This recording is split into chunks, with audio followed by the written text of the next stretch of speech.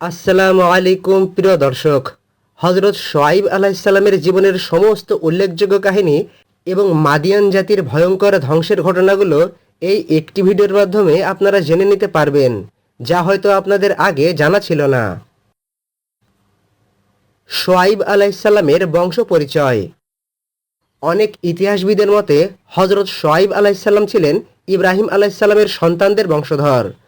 কেউ বলেন তিনি মাদিয়ান ইবনে ইব্রাহিমের বংশধর। আবার কিছু বর্ণনায় তাকে লূত আলাইসাল্লামের পরিবারের সাথে সম্পর্কিত বলা হয়েছে। তবে পবিত্র কোরআনে শোয়াইব আলাইসাল্লামের বংশ পরিচয় সম্পর্কে বিস্তারিত আলোচনা হয়নি। মাদিয়ান নগরীর ঘটনা। আল্লাহ তাআলা হজরত শোয়াইব আলাইসাল্লামকে মাদিয়ান জাতির কাছে প্রেরণ করেছিলেন। মাদিয়ান ছিল একটি গুরুত্বপূর্ণ বাণিজ্যিক অঞ্চল। বিভিন্ন দেশের ব্যবসায়ীরা মাদিয়ানে আসত। বাণিজ্যের মাধ্যমে তারা বিপুল পরিমাণ সম্পদ অর্জন করেছিল, কিন্তু সাথে সাথে তাদের মধ্যে ছড়িয়ে পড়েছিল দুর্নীতি, প্রতারণা এবং আল্লাহকে ভুলে যাওয়ার প্রবণতা। মাদিয়ান জাতির প্রতারণার ঘটনা। এই জাতির সবচেয়ে বড় অপরাধ ছিল শিরক। তারা আল্লাহ তাআলাকে বাদ দিয়ে বিভিন্ন মূর্তি ও উপাস্যের পূজা করত। কিন্তু শুধু তাই নয়, তাদের আরেকটি বড় অপরাধ ছিল ব্যবসায়ে অসততা।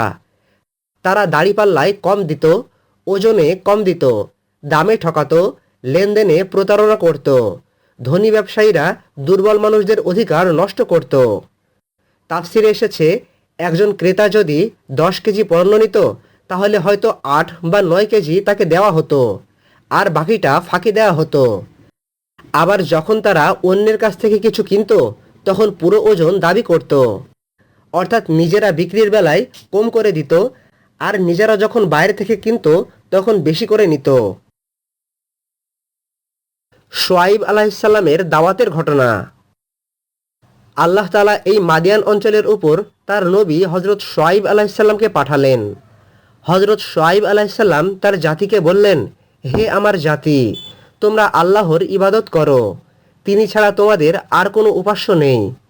তোমরা ওজনে কম দিও না, মানুষের অধিকার নষ্ট করো না, পৃথিবীতে অশান্তি সৃষ্টি করো না। মাদিয়ান জাতির অহংকারের ঘটনা। মাদিয়ান জাতির লোকজন নিজেদেরকে খুব বুদ্ধিমান মনে করত। নবীর দাওয়াতে তারা বলল, হে শোয়াইব, তোমার নামাজ কি তোমাকে এই শিক্ষা দেয় যে আমরা আমাদের পিতৃপুরুষদের উপাস্য ছেড়ে দেব, আর আমাদের সম্পদের ব্যাপারে আমরা যা চাই সেটা করতে পারবো না? অর্থাৎ তারা বলেছিল, আমাদের ব্যবসায়ে তুমি কেন হস্তক্ষেপ করছো?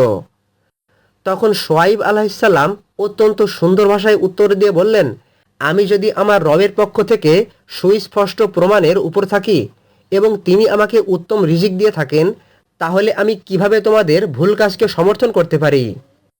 আমি তোমাদেরকে যেটা থেকে নিষেধ করি সেটা আমি নিজেও করতে চাই না। মাদিয়ান নেতাদের নবীকে হুমকির ঘটনা। শোয়াইব আলাইসাল্লাম এভাবে দাওয়াত দেওয়ার পর মাদিয়ান জাতির ধনী ব্যবসায়ীরা ও প্রভাবশালী নেতারা শোয়াইব আলাইসাল্লামের বিরুদ্ধে দাঁড়ালো। কারণ তারা বুঝতে পেরেছিল যে এই দাওয়াত গ্রহণ করলে তাদের অন্যায় লাভ বন্ধ হয়ে যাবে, তাদের প্রতারণামূলক ব্যবসা ধ্বংস হয়ে যাবে। এজন্য মাদিয়ান জাতির নেতারা বলল, হে শোয়াইব, আমরা অবশ্যই তোমাকে এবং তোমার অনুসারীদেরকে আমাদের শহর থেকে বের করে দেব, অথবা তোমাদেরকে আমাদের ধর্মে ফিরে আসতে হবে। নেতাদের এই কথা শুনে শোয়াইব আলাইসাল্লাম বললেন, আমরা কি তোমাদের ধর্মে ফিরে যাব, যদিও আমরা তা অপছন্দ করি? আল্লাহ আমাদের তা থেকে মুক্ত করার পর আবার কি আমরা তাতে ফিরে যাব? অর্থাৎ তোমাদের আগে আল্লাহ তাআলা নূহ আলাইসাল্লামের জাতিকে শিরক করার জন্য ধ্বংস করে দিয়েছিলেন। আদের জাতি ধ্বংস হয়েছে, সামুদের জাতি ধ্বংস হয়েছে, তোমরাও সেই পথে হেঁটো না। কিন্তু দিনের পর দিন, মাসের পর মাস, বছরের পর বছর শোয়াইব আলাইসাল্লাম তার জাতিকে দাওয়াত দিয়ে সতর্ক করলেও তারা শুনল না। তারা নবীকে নিয়ে হাসাহাসি করত। তারা বলতো, তুমি তো খুব দুর্বল, তোমার গোত্রের সমর্থন না থাকলে আমরা তোমাকে পাথর মেরে হত্যা করতাম। অর্থাৎ তারা নবীকে নয়, তারা গোত্রকে ভয় পেত। ভয়ঙ্কর তাপ ও রহস্যময় মেঘের ঘটনা।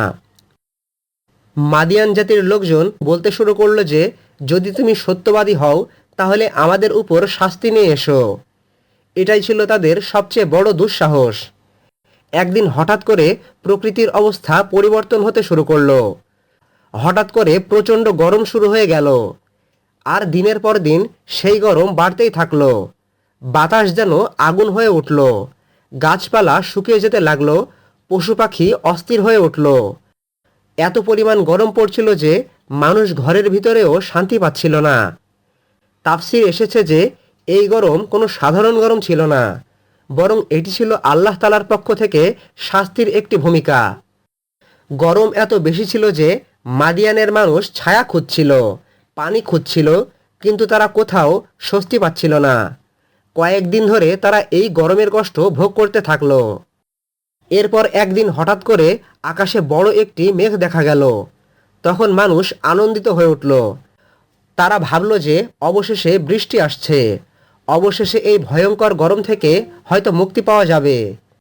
মাদিয়ানের মানুষ দল বেঁধে সেই মেঘের নিচে যেতে লাগলো। শিশুরা গেল, নারীরা গেল, বৃদ্ধরা গেল, ব্যবসায়ীরাও গেল।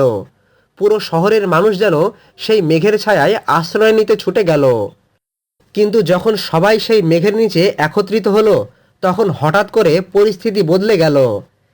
তাফসিরে এসেছে যে মেঘ থেকে আগুনের শিখা ও প্রচণ্ড উত্তাপ নেমে আসতে শুরু করলো। একই সময়ে পৃথিবী কেঁপে উঠল। ভয়াবহ ভূমিকম্প ও বিকট শব্দের ঘটনা। এরপর হঠাৎ করে এক প্রচণ্ড ভূমিকম্প শুরু হলো। ভূমিকম্পে বাড়িঘর কাঁপতে থাকলো। দালানগুলো ধসে পড়তে লাগলো। মানুষ আতঙ্কে চিৎকার করতে লাগলো, কিন্তু পালানোর আর কোনো সুযোগ ছিল না। পবিত্র কোরআনে এসেছে, মাদিয়ান জাতির উপর সাইহাহ বা ভয়ঙ্কর বিকট আওয়াজ নেমে এসেছিল। এই আওয়াজ এতটাই ভয়াবহ ছিল যে মানুষের হৃদয় কেঁপে উঠল। তারা মুহূর্তের মধ্যেই ধ্বংস হয়ে গেল। মাদিয়ান জাতির ভয়ঙ্কর ধ্বংসের ঘটনা। মুফাসসিরগণ উল্লেখ করেছেন যে মাদিয়ানের মানুষদের উপর 3 ধরনের শাস্তি এসেছিল। প্রথমত অসহনীয় উত্তাপ, দ্বিতীয়ত মেঘের আড়ালে আগুন ও শাস্তি, আর তৃতীয়ত ভূমিকম্প ও বিকট বজ্রধ্বনি। পর্যায়ক্রমে আল্লাহ তাআলার পক্ষ থেকে এই শাস্তিগুলো এসে মাদিয়ান জাতিকে সম্পূর্ণ ধ্বংস করে দিয়েছিল। আল্লাহ তাআলা বলেন, যখন শাস্তি এলো তখন তারা নিজেদের ঘরের মধ্যে উপুড় হয়ে মৃত অবস্থায় পড়েছিল, যেন তারা সেখানে কখনোই বাস করেনি। এক সময়ের সমৃদ্ধ নগরী মাদিয়ান শহর মুহূর্তেই ধ্বংসস্তূপে পরিণত হয়ে গেল। শুআয়ব আলাইহিসসালাম ও মুমিনদের উদ্ধারের ঘটনা। আল্লাহ তাআলার নিয়ম হচ্ছে, শাস্তি আসার আগে তিনি তার নবী ও ঈমানদারদের রক্ষা করেন। হযরত শুআয়ব আলাইহিসসালাম এবং তার অনুসারীরা আল্লাহ তাআলার রহমতে এই শাস্তি থেকে নিরাপদে ছিলেন। তাদের কোনো ক্ষতি হয়নি। জাতি ধ্বংস হওয়ার পর শুআয়ব আলাইহিসসালাম তাদের দিকে তাকিয়ে বললেন, হে আমার জাতি, আমি তো তোমাদের কাছে আমার রবের বার্তা পৌঁছে দিয়েছিলাম এবং তোমাদের কল্যাণ চেয়েছিলাম। এটি ছিল একজন নবীর হৃদয়ের কষ্ট। তিনি প্রতিশোধের জন্য আনন্দ করেননি, বরং আফসোস করেছেন যে তার জাতি সত্য গ্রহণ করল না এবং ধ্বংস হয়ে গেল। কিছু আলেমের মতে শুআয়ব আলাইহিসসালাম শুধুমাত্র মাদিয়ান জাতির কাছে প্রেরিত হননি, তিনি আইকার অধিবাসীদের কাছেও প্রেরিত হয়েছিলেন। অনেক মুফাসসিরগণ বলেন, এরা মূলত একই অঞ্চলের বা ঘনিষ্ঠ সম্পর্কযুক্ত জনগোষ্ঠী ছিল। কোরআনে মাদিয়ান ও আইকা উভয়ের কথা উল্লেখ হয়েছে। শুআয়ব আলাইহিসসালাম এবং মুসা আলাইহিসসালামের সম্পর্ক। বর্ণিত হয়েছে যে যখন মুসা আলাইহিসসালাম মিশর থেকে বের হয়ে মাদিয়ানে আসেন, তখন মুসা আলাইহিসসালাম একজন বৃদ্ধ নেককার ব্যক্তির পরিবারের সাথে সাক্ষাৎ করেন। অনেক মুফাসসিরের মতে সেই বৃদ্ধ ব্যক্তি ছিলেন হযরত শুআয়ব আলাইহিসসালাম, অথবা তার পরিবারের একজন সম্মানিত ব্যক্তি। হযরত মুসা আলাইহিসসালাম মিশরের ফেরাউনের একজন লোককে হত্যা করার পর যখন মিশর ছেড়ে চলে এসেছিল, তখন কূপের পাশে 2 জন নারীর সাথে সাক্ষাৎ হয়েছিল। মুসা আলাইহিসসালাম কূপ থেকে সেই 2 জন মেয়েকে পানি তুলে দিয়েছিলেন এবং তাদের পশুগুলোকে পানি পান করেছিলেন। সেই 2 জন কন্যা ছিল হযরত শুআয়ব আলাইহিসসালামের মেয়ে। আর পরবর্তীতে সেই দুজন মেয়ে যখন বাড়িতে গেল এবং তাদের পিতাকে সেই সাহায্যকারী ব্যক্তি সম্পর্কে জানালো, তখন শুআয়ব আলাইহিসসালাম তার মেয়েদের মাধ্যমে মুসা আলাইহিসসালামকে তার কাছে ডেকে পাঠালেন। মুসা আলাইহিসসালাম শুআয়ব আলাইহিসসালামের সাথে সাক্ষাৎ করার পর তিনি তাকে আশ্বস্ত করলেন যে তুমি ভয় করো না, তুমি জালিমদের কাছ থেকে বেঁচে এসেছো। অনেক তাফসির ও ইতিহাস গ্রন্থে বলা হয়েছে যে এই ব্যক্তি ছিলেন শুআয়ব আলাইহিসসালাম, তবে সঠিক ঘটনা আল্লাহ তাআলাই ভালো জানেন।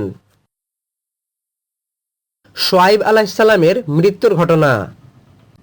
মাদিয়ান জাতি ধ্বংসের পর হযরত শুআয়ব আলাইহিসসালাম মানুষকে সততা, ন্যায় বিচার এবং আল্লাহ ভীতির শিক্ষা দিতে থাকেন। যে জাতি ব্যবসায়িক প্রতারণার কারণে ধ্বংস হয়েছিল সেই ইতিহাস মানুষকে বারবার স্মরণ করিয়ে দিতে থাকেন। কোরআন বা সহিহ হাদিসে শুআয়ব আলাইহিসসালামের মৃত্যুর বিস্তারিত বিবরণ নেই, তবে ইতিহাসবিদরা বলেন যে শুআয়ব আলাইহিসসালাম দীর্ঘ জীবন লাভ করেছিলেন আর তারপর আল্লাহ তাআলার নির্ধারিত সময়ে তিনি ইন্তেকাল করেছিলেন। হযরত শুআয়ব আলাইহিসসালামের কবর সম্পর্কে বিভিন্ন দাবি থাকলেও কোনো নির্ভরযোগ্য সহিহ দলিল নেই। শুআয়ব নবীর জীবনের সবচেয়ে বড় শিক্ষা।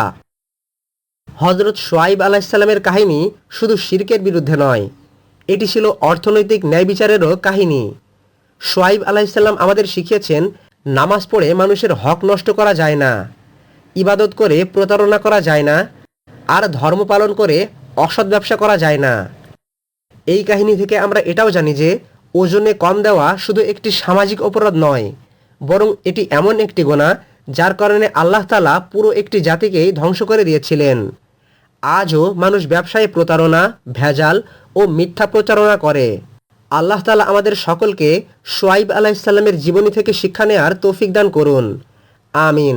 কোরআন সুন্নাহের রেফারেন্স সহ প্রতিনিয়ত ইসলামিক ভিডিও পেতে আমাদের চ্যানেলের সঙ্গে সংযুক্ত থাকুন।